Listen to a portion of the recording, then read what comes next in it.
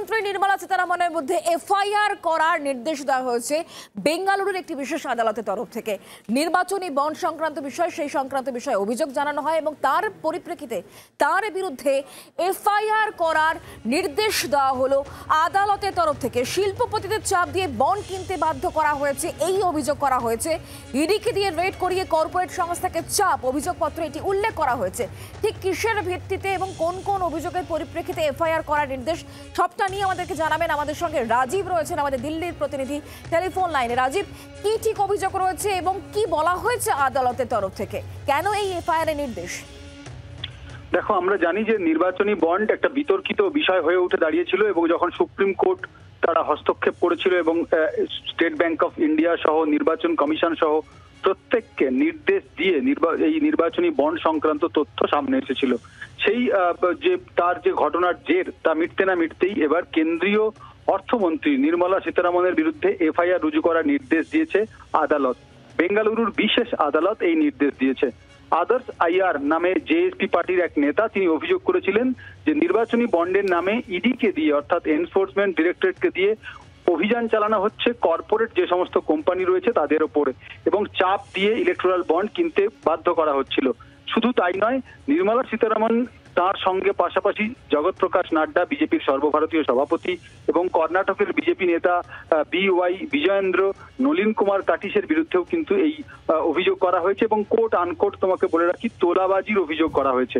কার্যত ইডিকে কাজে লাগিয়ে নির্বাচনী বন্ড কিনতে বাধ্য করে সেই নির্বাচনী বন্ড বিজেপি নেতারা ভাঙিয়েছেন বলে অভিযোগ উঠছে এবং জাতীয় এবং রাজ্য স্তরে বিভিন্ন স্তরে এই নির্বাচনী বন্ডের টাকা খরচ হয়েছে বলে অভিযোগ করা হয়েছে। এই মারাত্মক অভিযোগের পর বেঙ্গালুরুর আদালত নির্মলা সীতারামনের বিরুদ্ধে অভিযোগ দায়ের করা অর্থাৎ এফআইআর রুজু করার নির্দেশ দিয়েছে, যা কিন্তু আগামী দিনে রাজনীতিতে একটা বড় শোরগোল ফেলবে বলে মনে করা হচ্ছে। রাজীব, এখানেই তাহলে প্রশ্ন উঠছে, এর আগে নির্বাচনী বন্ড নিয়ে একাধিকবার অভিযোগ করা হয়েছে বিরোধীদের তরফ থেকে। বিরোধীদের যে অভিযোগ নির্বাচনী বন্ড সংক্রান্ত বিষয়, আজকে এই নির্মলা সীতারামনের বিরুদ্ধে যে এফআইআর করার নির্দেশ দেওয়া হলো, সেই অভিযোগই কোথাও কি একটা মান্যতা পাচ্ছে এই নির্দেশের পর? দেখো, অবশ্যই সে কথা বলা যেতে পারে, কারণ আদালত এই এফআইআর করার নির্দেশ দিয়েছে এবং আদালত যখন কোনো নির্দেশ দেয় একেবারে হাওয়ায় ভেসে সেই নির্দেশ দিয়ে থাকে না। এবং দ্বিতীয়ত আমরা দেখেছি যে এর আগে কংগ্রেস একই অভিযোগ করেছে, আম আদমি পার্টি দিল্লিতে একই অভিযোগ করেছে এবং এই আম আদমি পার্টির সঙ্গে যে দিল্লি আবগারি দুর্নীতির কথা জড়িয়েছে, মামলা জড়িয়েছে, সেই আবগারি দুর্নীতি মামলায় দিল্লির মুখ্যমন্ত্রী অরবিন্দ কেজরিওয়াল তিনি গ্রেপ্তারও হয়েছিলেন। এই আবহে যখন আম আদমি পার্টি জর্জরিত, তারা কিন্তু একটি বিষয় বারবার বলে আসছিল যে ইডিকে বাধ্য করা হয়েছে ইলেকট্রাল বন্ড কিনতে এবং এই ইলেকট্রাল বন্ড একটি বড় স্ক্যাম। এই অভিযোগে সংসদ অধিবেশনও দেখেছি আমরা তোলপাড় হতে। তারপর সুপ্রিম কোর্ট সেই বিষয়ে হস্তক্ষেপ করে এবং সুপ্রিম কোর্টের হস্তক্ষেপে পুরো বিষয়টি সামনে আসে এবং তোমাকে জানিয়ে রেখি যে ইলেকট্রাল বন্ডকে অবৈধ ঘোষণা করে দেওয়া হয়। অবৈধ ঘোষণা করে দেওয়ার পরেও কিন্তু তথ্য সামনে আসা নিয়ে রীতিমতো গড়িমসি করছিল স্টেট ব্যাংক অফ ইন্ডিয়া এবং নির্বাচন কমিশন। অবশেষে সমস্ত তথ্য বাইরে আসে।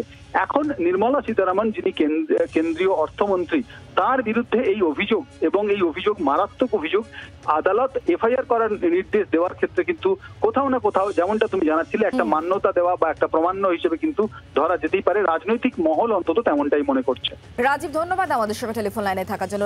রাজীব চক্রবর্তী আমাদের দিল্লির প্রতিনিধি আমাদের সঙ্গে ছিলেন। আর এই বিষয় নিয়ে তৃণমূল কংগ্রেসের তরফ থেকে অরূপ চক্রবর্তী, তার বক্তব্য কি শোনাবো। এটা অর্গানাইজ প্রাতিষ্ঠানিক লুট হয়েছে এবং এই কথা আমরা বিরোধী ইন্ডিয়া জোটের সমস্ত শরিক দল এক কথায় বারবার বলেছিলাম যে এই যে ইলেকট্রাল বন্ডের মাধ্যমে টাকা তোলার প্রয়াস, অর্থাৎ চান্দা দো ধান্দা লো, আজকে বেঙ্গালুরুর পিএমএলএ কোর্ট সরাসরি রায় দিয়েছে, জানিয়েছে নির্মলা সীতারামনের বিরুদ্ধে এবং মন্ত্রিসভার অন্য সদস্য এবং জেপি নাড্ডার বিরুদ্ধে এফআইআর করার জন্য তারা অনুমতি দিয়েছেন। সুপ্রিম কোর্টকে ধন্যবাদ, প্রশান্ত ভূষণকে ধন্যবাদ। যদি সেদিনকে তারা বাধ্য না করতেন তাহলে এসবিআই আদালতে হলফনামা জমা দিত না, দেশের মানুষ জানতে পারতো না যে কিভাবে হাজার হাজার লাখ লাখ কোটি টাকা বিজেপি তার পার্টি ফান্ডে ঘুরিয়ে ডোনেশন নিয়ে নির্বাচনে প্রতিদ্বন্দ্বিতা করেছে এবং নির্বাচন জেতার জন্য যা যা করণীয় করেছে। সেটা মানুষের জীবনের বিনিময়ে যারা কাটমানি খেয়েছে, যারা তোলাবাজি খেয়েছে, তার নাম ভারতীয় জনতা পার্টি। আমরা ধন্যবাদ জানাই সুপ্রিম কোর্টকে। সেদিনকে সুপ্রিম কোর্টের ঐতিহাসিক রায় সত্য সামনে এসেছিল এবং আজকে বেঙ্গালুরু পিএমএলএ কোর্টের রায়ে নির্মলা সীতারামনের বিরুদ্ধে এফআইআর পর্যন্ত করা যাবে। অরূপ চক্রবর্তীর বক্তব্য শুনলেন। পাল্টা বিজেপি তরফ থেকে রাজ্য বিজেপি মুখপাত্র শ্রমিক ভট্টাচার্য তিনি এই বিষয় নিয়ে কি বলেছেন শোনাবো। সারা দেশের মানুষ নির্মলা সীতারামনকে চেনে। নির্মলা সীতারামনের প্রতিষ্ঠা সমাজে কি সেটা নতুন করে কারোর বলে দেওয়ার প্রয়োজন নেই। সুতরাং কেউ পরিকল্পিতভাবে কিছু তথ্য সংগ্রহ করে এ ধরনের করেছেন, আদালত রায় দিয়েছে, সেই রায়ের বিরুদ্ধে আমরা যেখানে যাবার দল যাবে। নির্মলা সীতারামনকে এইভাবে কালিমালিপ্ত করে, নির্মলা সীতারামনের বিরুদ্ধে এ ধরনের মামলা করে তার পরিচ্ছন্ন ভাবমূর্তির সামান্যতম ক্ষতি অন্তত বিরোধী যারা আছেন তারা করতে পারবেন না। যারা এখন বেলে আছেন, বিভিন্ন মামলা এখনো ঢোকেননি, তারাই এ সমস্ত করে বেড়াচ্ছেন।